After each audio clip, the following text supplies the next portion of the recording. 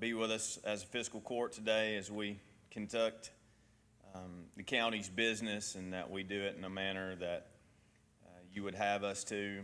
Lord, we come today too thinking of the English family and Jerry and what he did for this county for so many years. So we lift that family up to you this week and that loss. We just pray all these things in the name of your Son, Jesus Christ. Amen. Amen.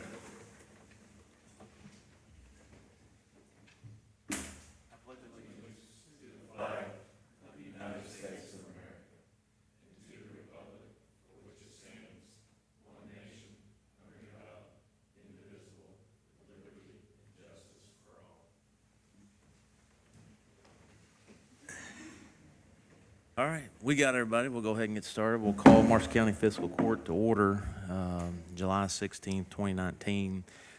Before we start, as Monty mentioned in his prayer, Jerry Inglis passed away last year, and he was a sheriff of the county and a long-standing commissioner in the county. So we just want to take a moment of silence and pay some respect to him and his service and his family. So if we'll take a moment of silence, please.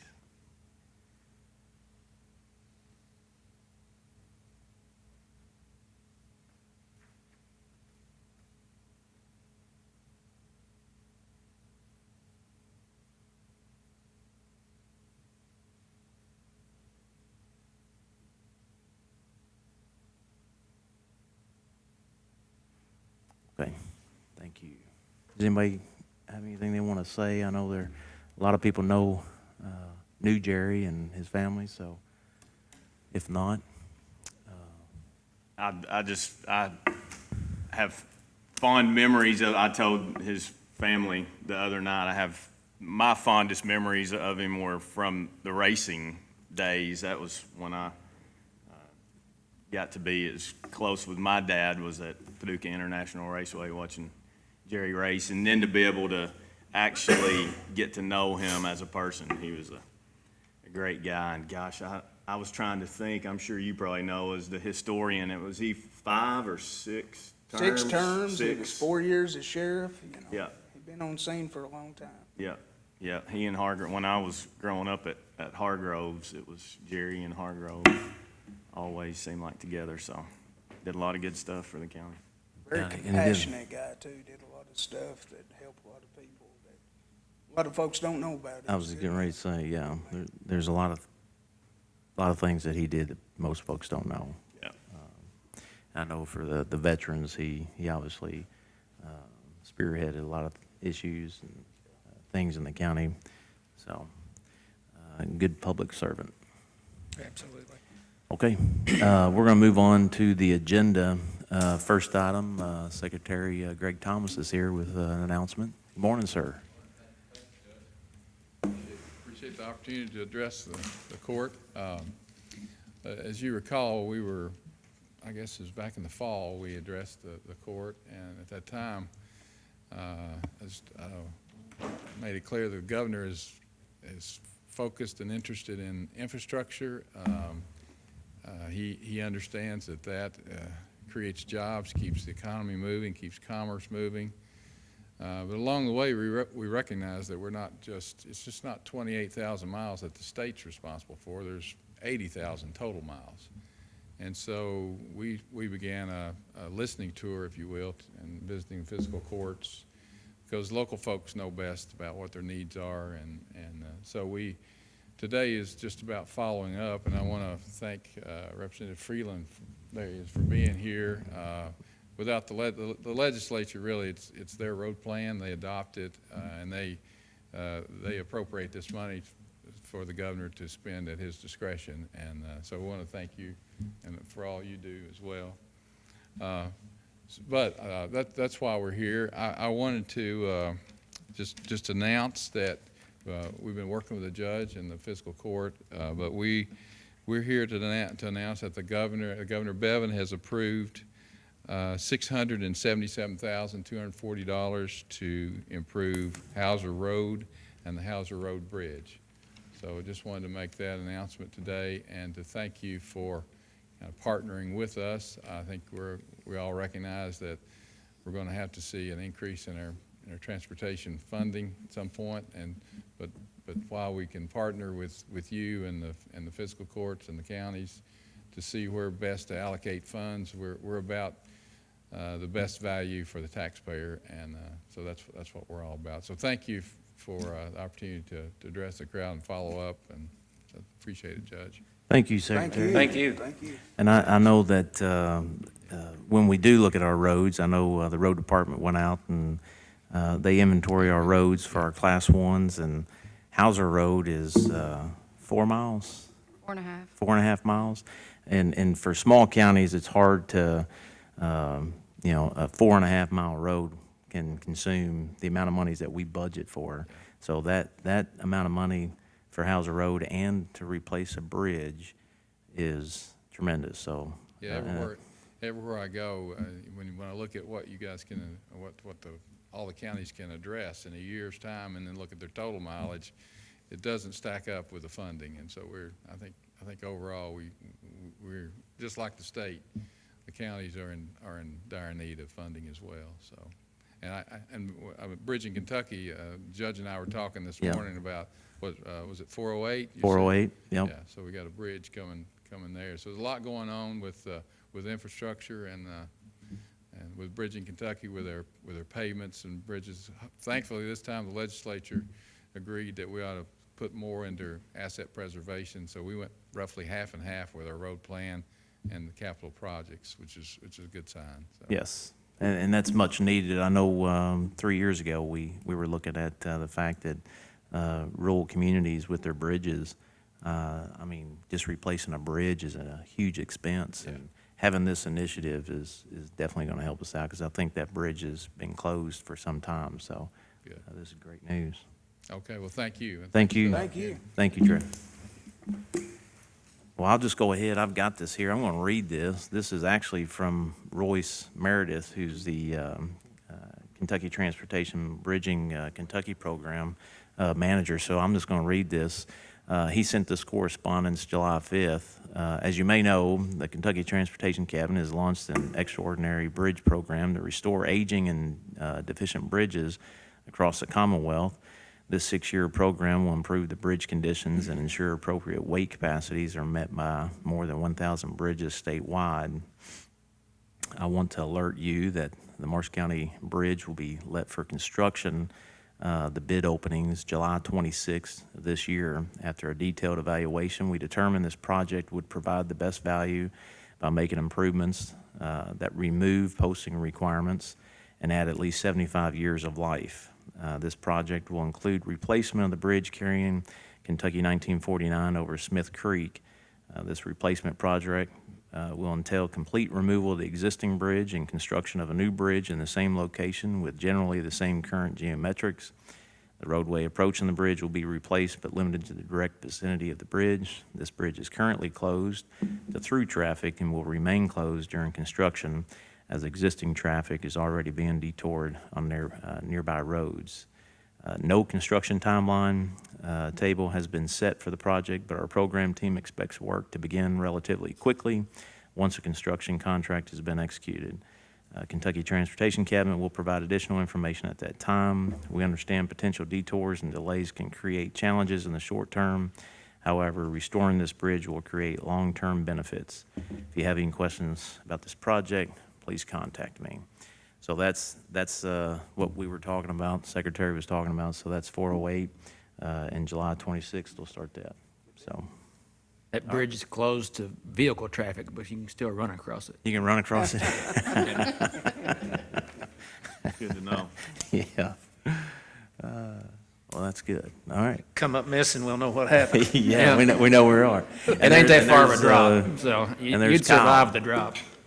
Good morning, sir. Eddie, can he be cited for that? Thank you. Thank you.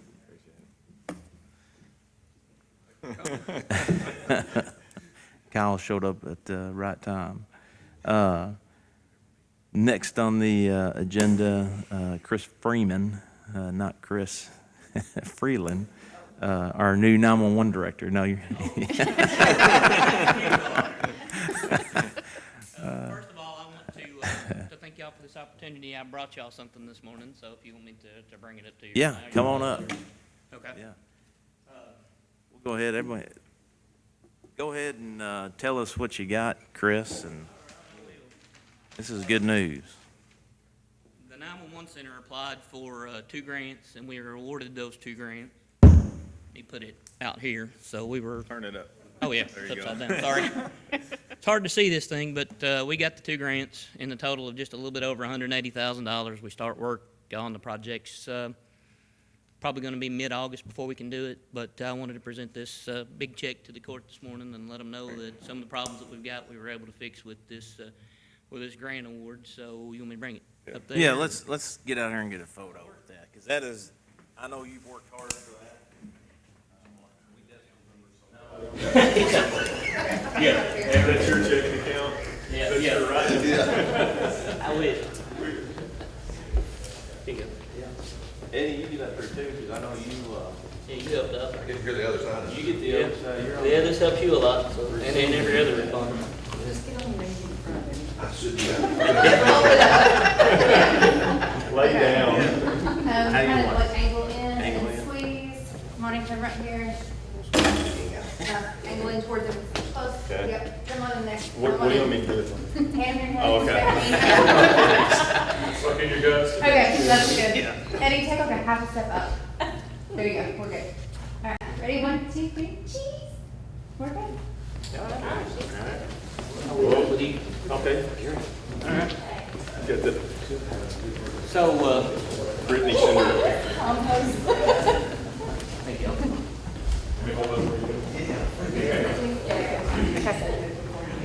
See if that's possible. See if that's me. I see Captain grab some money and run, so.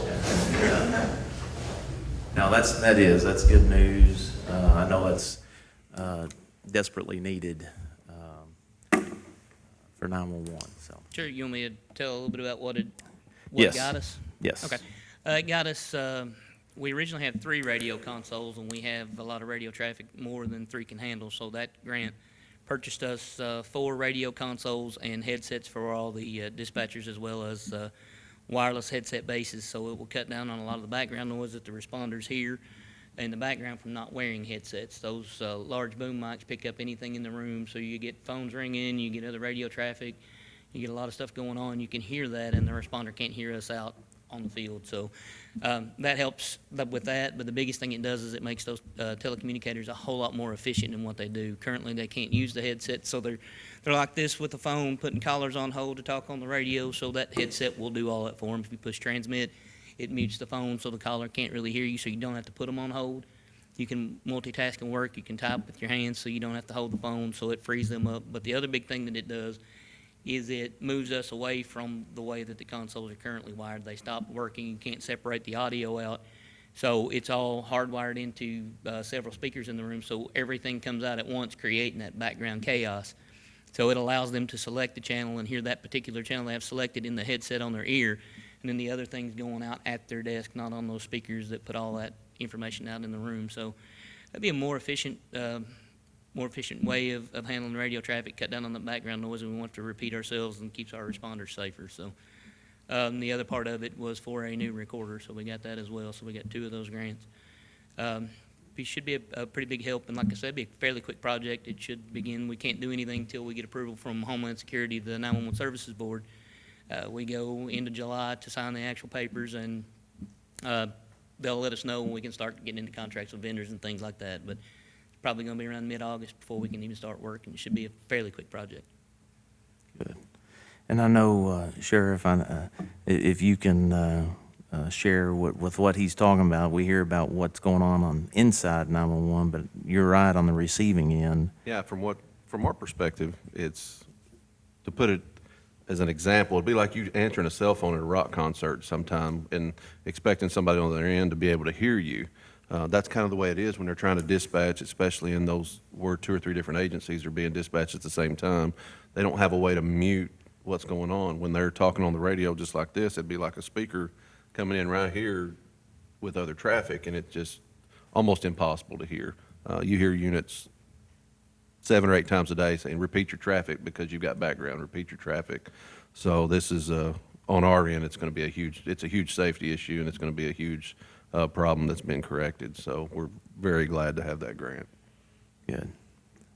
Yeah, and I know you know this. It's information is critical, obviously from receiving it and then dispatching it out. And some of that information is probably lost in the transition. It because is. of the, You just take bits and pieces of what you can understand and go with it. And that's not as efficient as we should be. Yeah, I agree. Well, good. Thank you. Thank you, Chris. Thanks, Chris. Keep up the good work. We will, now, just to make sure everybody remembers, this is a reimbursement grant. So we were awarded these dollars. So what was discussed as far as the investment dollars that we have, there are some monies that are in that investment that we can put towards this equipment. And then once we get the grant contract signed, I think we're going up at the end of the month to sign for that. But once it's purchased, then we'll get reimbursed, and we can reimburse those investment dollars. So we can probably do the actual action on those the next court meeting or sometime in August, because I really don't want to move forward until we actually get, I don't think we can move forward until we actually get the contract signed. So just updating the court on that, make sure we all know where the funding's coming from.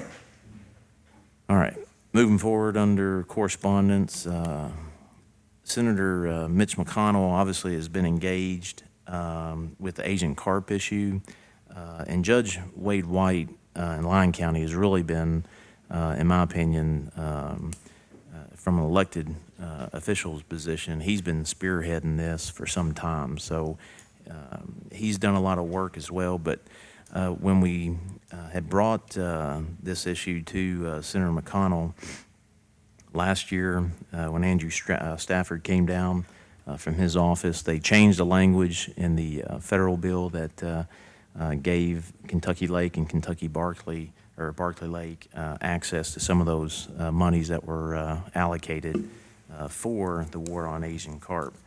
Well, now they're getting ready to bring in more services to Kentucky Lake, and it's been out there, it's been posted, but I just want to bring it under correspondence to let everybody know that one of the techniques that is being brought to Kentucky Lake, some of you may have seen it.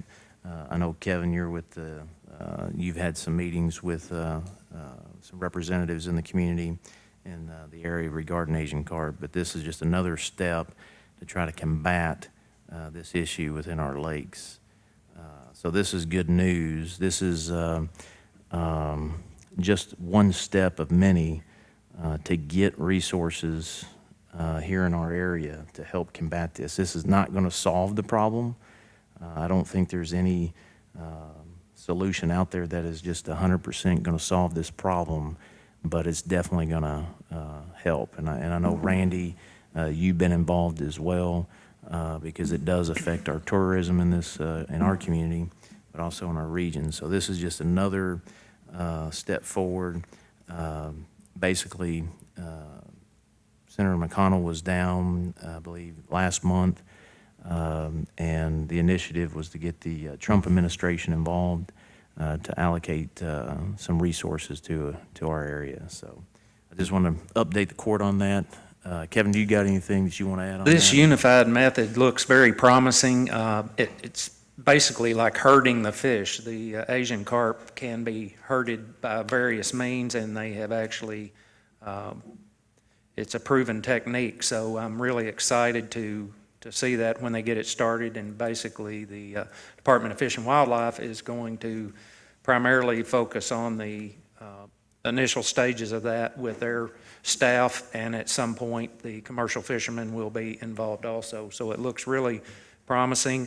Another method to help with the problem, and I don't think any one method will get us where we need to be, but I'm excited that they're on it and providing funding, and I really feel like we're heading in the right direction on this. I do too. It's going to be, as long as we get that river channel coming through, we're always going to have this issue, but as long as we can manage it, it's a huge step. Under old business, approve the minutes, July 2nd meeting. Motion to approve. Second. All those in favor say aye. Aye. Any opposed? Motion carries. Old business item B, ordinance 2019-07 transient room tax. Do you want to do that one first, Jason? Yeah, we can do this one first. This was the ordinance that we read last month with their first reading regarding the short-term rentals. Some of those had been escaping the transient room tax, so that what this ordinance does, it basically just clarifies that those short-term rentals are subject to the transient room tax. And in between the first reading and now, I think Randy's taken a look at it, Eric has taken a look at it, Andy Lepisto's taken a look at it, and there was some information and provisions in there that they felt were not necessary, so we've done some redacting since the first reading. So what I'll do is just go through here and show you, or read to you what we've taken out. On Section 3, annual registration, each annual registration for a short-term rental shall be per the procedure prescribed by the director and approved by the Marshall County Fiscal Court, and shall be available for paperless online registration upon the effective date of this subchapter. The registration form at a minimum shall include the following: the name, address, phone number, and email address of the host, period. We took out "and of a person residing or located within 25 miles of short-term rental who shall be responsible for addressing any maintenance or safety concerns." That's been taken out. 2, the locations, plural, of the short-term rentals, in case one person has more than one short-term rental, we've made that plural, and that's it. And we also took out the name of any and all hosting platforms that the short-term rental utilizes to advertise. Erica said she didn't really need that information, so we took that out. And then on Section 6, duties of a host, it shall be the duty of a host under this subchapter to ensure that the short-term rental meets the minimum standards for any and all applicable fire codes. There shall be no more than one contract per short-term rental at a time, period. That'll be it for that section. And we took out, there is no signage on the premises of the short-term rental advertising or identifying the short-term rental. That hasn't been a problem, so unless it's a problem, we don't need that. And that's the second reading. Is there any questions regarding the ordinance? And Jason, basically after the court's decision on this, if we approve it, then he'll go back and he'll actually draft it without the redactions. And Andy has already got he's been working on the actual online registration, so he's put that together. I'd say it's about 90% completed. We're just trying to figure out for those that have maybe multiple locations, how they can, without going through the whole process, we're trying to make it easier for them to just list all on one. But we want to make sure that we don't overburden the treasurer's office with the information that the tourism office may want. So, but other than that, the application is created and ready to be launched. So, but if there's not any questions, that's the second reading. We would need a motion to Move, we approve it. Second. Second. All those in favor say aye. Aye. Any opposed? Motion carries. Item C under old business, ordinance 2013-08, amendment requiring entities to register. Okay, so we've added a Section 3 to the ordinance. Actually, we've added a Section D to Section 3 of this 2013 ordinance. And we have made some changes between the first reading and now, so I'll go through those. D, all entities subjected to this ordinance and the transient room tax shall annually register with the Marshall County Treasurer's Office. Each annual registration shall be per the procedure prescribed by the director and approved by the Marshall County Fiscal Court, and shall be available for paperless online registration upon the effective date of this subchapter. The director shall be the Marshall County Judge's executive or his or her designee. Registration, that was added since the first one. The registration form at a minimum shall include the following: the name, address, phone number, and email address of the entity or entities. We took out "and of a person residing or located within 25 miles of the business who shall be responsible for addressing any maintenance or safety concerns." That's been redacted. The location of entity or entities subjected to this transient room tax, and that's it. So we took out the name of any and all hosting platforms that the entity utilizes to advertise, and then we took out the definition of hosting platform because that was not necessary under this language for the transient room tax. And then, as was read the first time, the records of the commission shall be audited in accordance with state statutes and regulations, and that's because it's no longer required annually. So that's the second reading of amended ordinance 2013-08. All right. If there's no questions or discussion, we just need a motion to approve. Move we approve it. Second. All those in favor say aye. Aye. Any opposed? Motion carries. Item D, I spoke with Chad McCann, I always call him McCain. He should change his name. He should, shouldn't he? Yeah. Make it easier for me. Yeah. I spoke with Chad earlier yesterday just to get an update on where we are. I know he came to the court several weeks ago and gave us an update. Originally, when we had sat down with Chad, we had several properties. As far as the easements, they're now down to 3 or 4, and those properties are on the interceptor portion. He doesn't see any major issues looking forward on the timeline. So the discussion was starting the procurement process. We know that procurement process takes time, and we feel that we're at that point where we can go ahead and start that process. So as things develop going into August, hopefully we'll have that timeline with the procurement process out of the way. We do have 90 days if we do get to that point to choose a bid. The procurement process doesn't change, or should I say the properties that are in question, they don't change the actual construction project. So it's not going to have a bearing on the actual project itself. So we feel that we're in a position to go ahead and start moving forward due to the timeline. Last month, I went to DLG to have the debt hearing. It went well. The timeline that they gave us basically was mid-August for the bonds. So we're just trying to stay within that timeline. So what I would request the court to do is to move forward on the procurement process for Rivercrest to move forward on the procurement process with this project. And Second. all those in favor say aye. Aye. Any opposed? Motion carries. Under new business, this is Merco's invoice. If you remember, we had the emergency meeting regarding the PLC at the plant, the sanitation plant. We put the PLC, the bar screen, and the additional private treatment plant there at the trailer park. Requested that through DLG, through the KIA contingency dollars. The bar screen did not get approved. It was a $15,000 quote. The court approved to go ahead and fund that.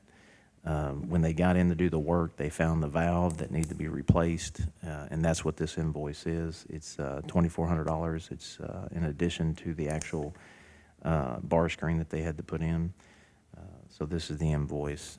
It was not approved, so that's why it's being presented. Motion approved. Is there a second? All those in favor say aye. Aye. Aye. Any opposed? Motion carries. With the good news that we heard today, we went ahead and Wendy has been anxiously waiting to get started on this project. So Hauser Road, obviously, and we don't have a contract yet, so I want to make sure. Right, as long as we don't start work before we can. The go under contract the is bid signed. process, but Okay. we just can't start the work until we have the signed agreement. Okay, so I just want to make sure that folks are aware of that. We can go ahead and do the bid, or go ahead and give approval for Wendy to start the advertisement to bid. But as you guys know, until we get that contract from the Kentucky State Transportation Cabinet and signed, we actually can't do any work. But again, this is kind of is the same thing with the Rivercrest. We're trying to get things moving because I know the road department goes out and they try to prep roads, and we also have a window, during the season, paving Hauser Road. If our timeline goes into say October, and the company's shut down for the winter, then we're stuck until spring. So this is just another opportunity to get the timeline moving. So this would be to give the road department supervisor the opportunity to start the bid advertisement on Hauser Road Bridge. What kind of bridge is that going to be, Wendy? Concrete, Cool. we'll go back with a 24 by 70 foot. It's a 20 by 60 in there now. 1985. Yeah, it was built in 1985. I wasn't even born yet.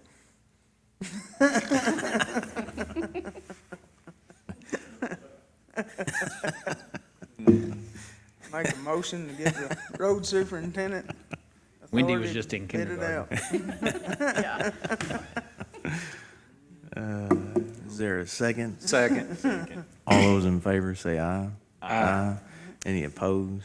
Motion carries. Item C under new business.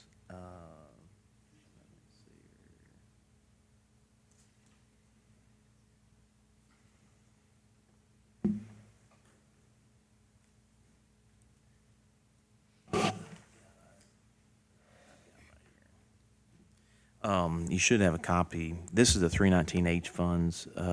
If you remember, the Fiscal Court basically went into an agreement with the 319 funds. We've allocated $150,000 to get $150,000. These applications have been submitted. What I would suggest is if the court approves, put a contingency on these applications that if they meet the requirements, then they will be approved. So that's the only thing that I would ask. Go ahead and approve it today. We're going to go through all these. This is just the first batch of applications that we've got. And instead of waiting 2 weeks to come back August 6th, we can go ahead and start that process. But we will actually, I would request put a contingency on this that the applications have to meet the requirements of 319H funds. And if they do, then we'll move them forward. If they don't, then we'll work with the landowners to make sure that they get the proper documentation. So the requirements are already spelled out in the 319H fund? Yeah. Okay. Yep. And this is, the project's almost completed. It's about 98% completed. This is the goal was to get residents in Chestnut Creek area on the system. These are the first batch of applications of residents that have filed to actually tie in to the sanitation district. That's going to help both some of these residents because they have failing septic systems, but also the district because they're going to have a revenue stream that they can now put towards paying their bills and get their legs underneath them. So this is, it's been a long journey, but here we are, and this is the first process. I know it's a lot of work on us. I know Erica doesn't really have a big smile, but But that contingency on this will give us the ability to go through these as they come in. We're anticipating about 70 when we first started out, potential applicants in that area. So this is one of the final stages in this whole process. Did I miss, was there a motion? Okay, sorry, we need a motion. So if we're gonna moved. approve. Second. All those in favor say aye. Did that motion need to include, did he need A to say? contingency, Well, he said- yes. Contingent. Or did you say so moved? Yes. Yeah. Okay. So, it's With got the It's contingency okay. that they meet the requirements. All those in favor say aye. Aye. Any opposed? Motion carries. Treasurer's update, transient room tax. Just a little update. I have received the information on what was collected in May for the transient room tax. It was about $33,600. That brings the 2019 fiscal year collections to $312,400. We're still waiting on June. It'll continue to trickle in the office until the end of July, and then I'll have the entire fiscal year's worth of information. And of course, that was previously collected by the Tourism Board, and that will come to my office starting for the month of July, so the August payments. And it's on the 20th, I believe, right? July? The 20th of July. Oh, it's always due the last day of the month following Okay, the month of collection. good. And I'm trying to think, Randy, what did y'all, because I don't have it in front of me, do you remember what you projected on your 2019? 29, it was, Was it it was, 314? for 2020 or this past year? This one that we're completing.